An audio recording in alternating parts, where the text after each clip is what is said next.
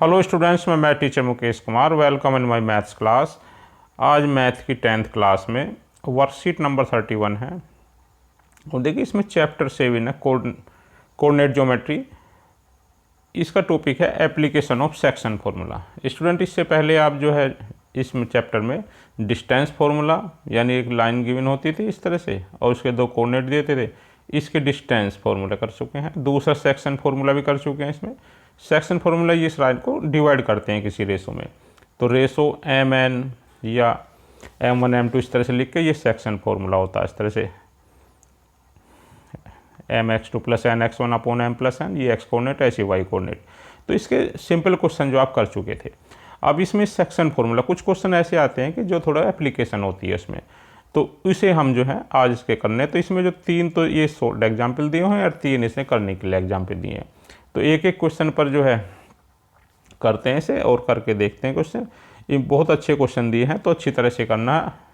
पहला एग्जाम्पल है इसमें, तो फाइंड द रेशो। देखो रेशो फाइंड करना in which Y axis divide the line segment. ये पॉइंट दिए हुए हैं दोनों। तो पहला पॉइंट जो है x1 y1 लेते हैं इस तरह से, दूसरे को पहले को x1 y1 और इसे लिख ले रहे हैं दूसरे को x2 y2 जिससे कन्फ्यूजन ना हो। और फाइंड द पॉइंट इंटरसेक्शन। तो इंटरसेक्शन वाला पॉइंट करना। तो देखिए इसमें पहले से क्या डिफरेंस है। एक तो इसमें वाई एक्सिस दे दिया, जो लाइन है जो वाई एक्सिस पर Y axis divide the line segment, जो भी लाइन सेगमेंट है उसको वाई एक्सिस डिवाइड करता है। तो एक तो इसको ध्यान इसका यूज करना। लेकिन पहले हमें पता चल गया कि पेपर में यही पहचानना होगा कि क्वेश्चन कहाँ से है। तो इसमें रेशो पूछा तो इसका मतलब सेक्शन फार्मूला का। और रेशो जब करते थे तो रेशो क्या लिखते थे, k रेशो 1 इस तरह से विभाजन फार्मूला है इसमें ये। तो इसमें ये m1 या m2 जो भी इस तरह से ये m की होगी वैल्यू, ये n की वैल्यू होगी।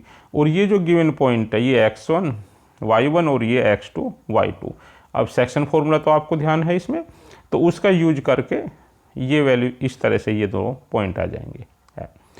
अब यहाँ के बाद जो इसमें ये ध्यान रखना कि वाई एक्सिस है ratio in which Y axis divide the line segment. देखिए वाई एक्सिस है, एक्स तो है नहीं, तो इसका मतलब एक्स वाला कोऑर्डिनेट जो इसमें क्या होगा ये लिखेंगे इस तरह से कि point line on Y axis. ये लिखना जरूर है, जो सभी एक्सिस है उसे लिखना जरूर वाई एक्सिस पर है। तो इसमें एस इक्वल टू एक्स नहीं है, एब्सिसा या भुज जो बोलते हैं पहले वाला जो पॉइंट होता है ये 0 होगा। क्यों, हमें तो के की वैल्यू निकालते इसलिए जो शुरू में लिखा के इसकी वैल्यू को इक्वल टू 0 कर देंगे। तो नीचे वाला ये वाला 0 हो जाएगा।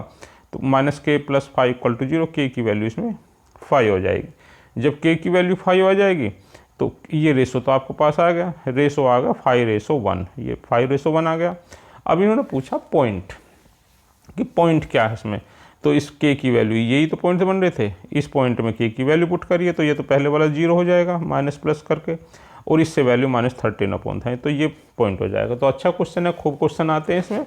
एक्स एक्स जो वाई एक्सिस भी हो सकता था, उसको ध्यान से पढ़ना। सेकंड एग्जांपल देखना इसमें, find the coordinate of the point on trisection. ये भी क्वेश्चन बहुत पेपर में आता है कि इसमें देखिए coordinate of point of trisection that is ये point divide the in 3 equal parts. तो इन्होंने इंस्ट्रक्शन दे दिया, कई बार पेपर में नहीं लिखा होता, तो आपको खुद समझना है।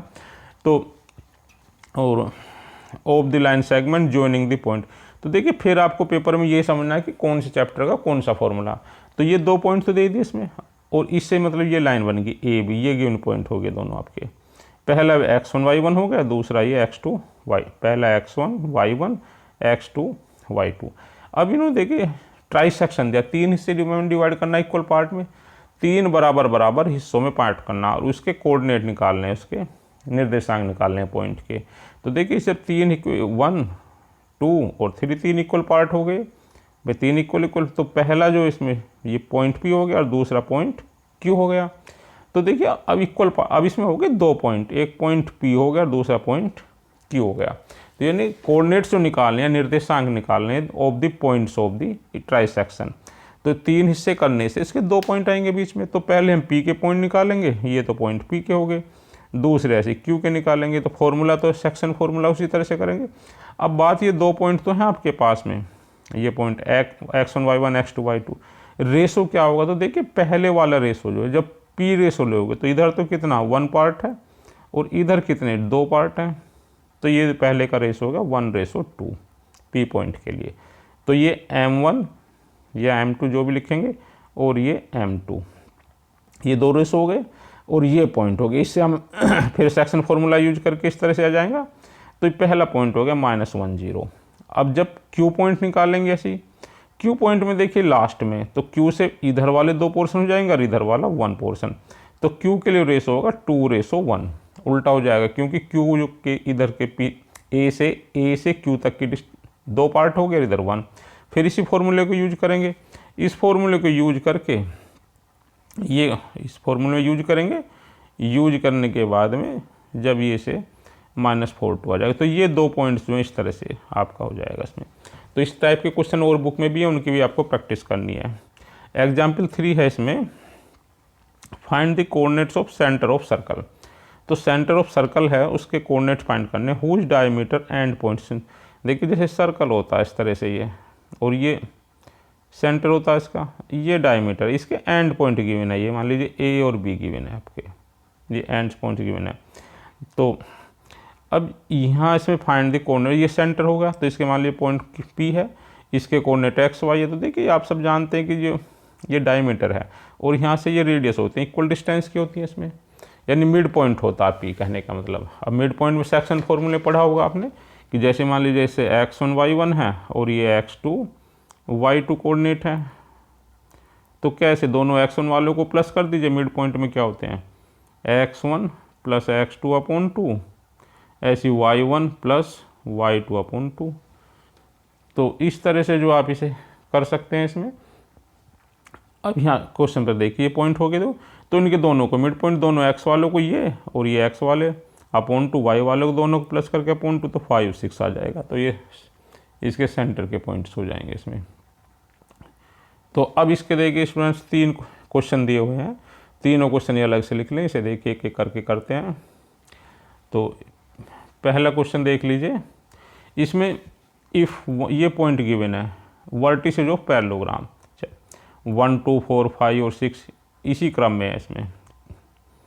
हाँ ये लिखे ना, टेक इन ऑर्डर, यानी इसी क्रम में लेने पे, चेंज नहीं करना आगे पीछे। एक पैरेललोग्राम, ये समांतर चतुर्भुज, ध्यान से देखना, के शीर्ष हैं, वर्टिसेज हैं।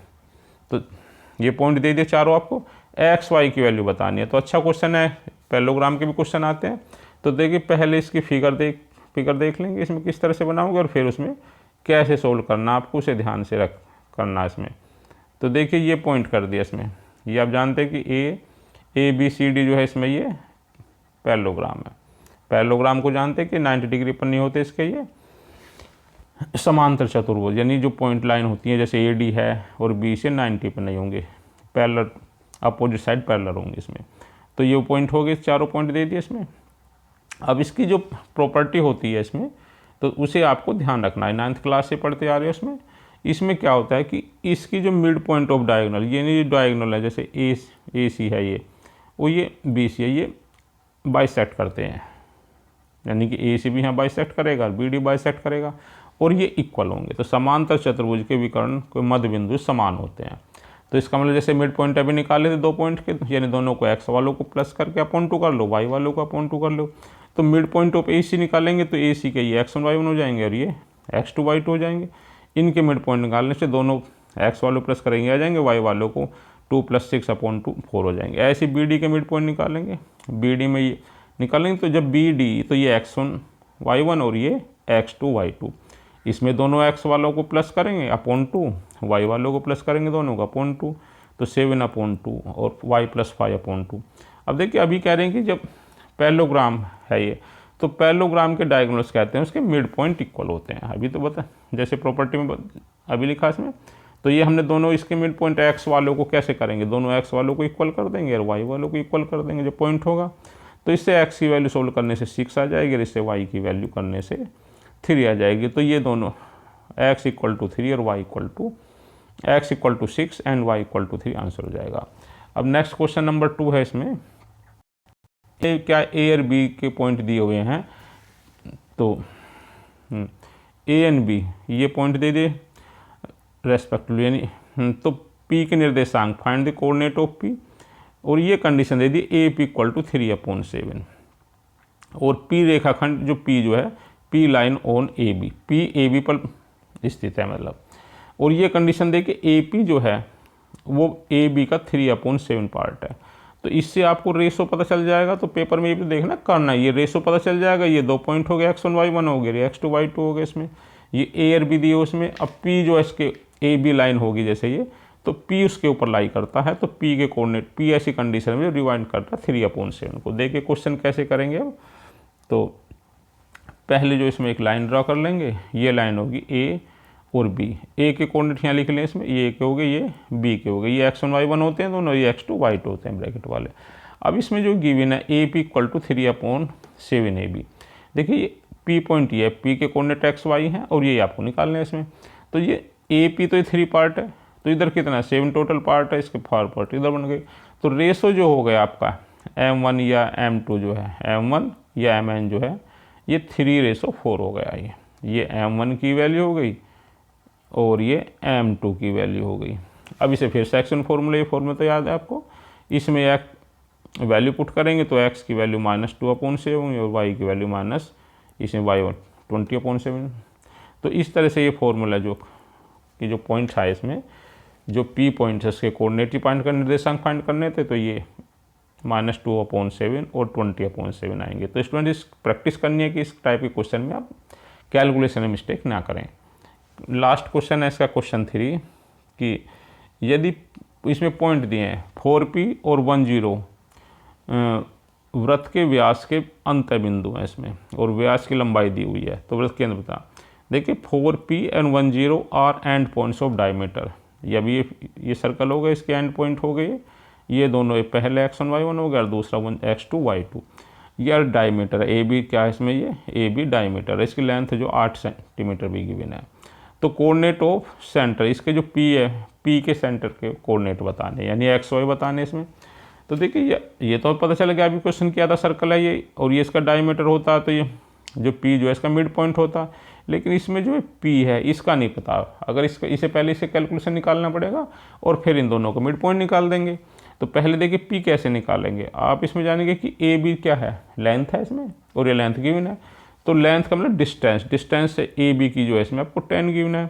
और डिस्टेंस फॉर्मूला अंडर रूट वाला जो फॉर्मूला था x2 - x1 का होल स्क्वायर प्लस y1 - 1 2 का होल स्क्वायर।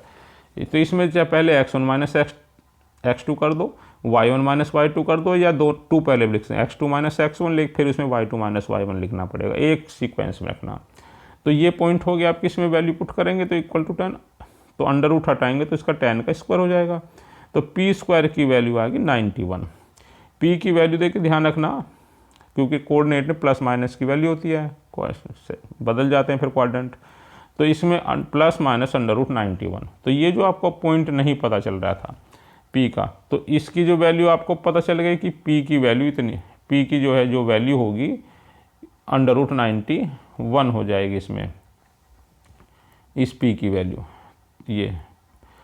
तो अब देखिए पी की वैल्यू आ गई आपके पास में, ये वैल्यू आ गई, ये पॉइंट अब कोऑर्डिनेट ये हो गया और ये बी का होगा। तो ये पी पता ना, पी इसमें मिड पॉइंट है सर्कल में, ये डायमीटर जो मिड पॉइंट होता। तो दोनों को x1 वालों x1 को प्लस x1 x2/2, ऐसी y1 + y1/2, y2 0 है इसमें। तो ये तो इसी तरह से प्लस जी, इससे तो प्लस होने से कोई फर्क नहीं पड़ेगा, तो प्लस माइनस वाई पॉइंट, तो दो प्लस माइनस दोनों लिख लेंगे इसमें, अंडर 91/2 और x वैल्यू 5/2। तो सेंटर ऑफ सर्कल या वृत्त का जो केंद्र होगा 5/2 और प्लस माइनस अंडर रूट 91/2 हो जाएगा। तो स्टूडेंट इस टाइप के क्वेश्चन और भी करने हैं आपको, उनकी प्रैक्टिस करनी है। Thanks student.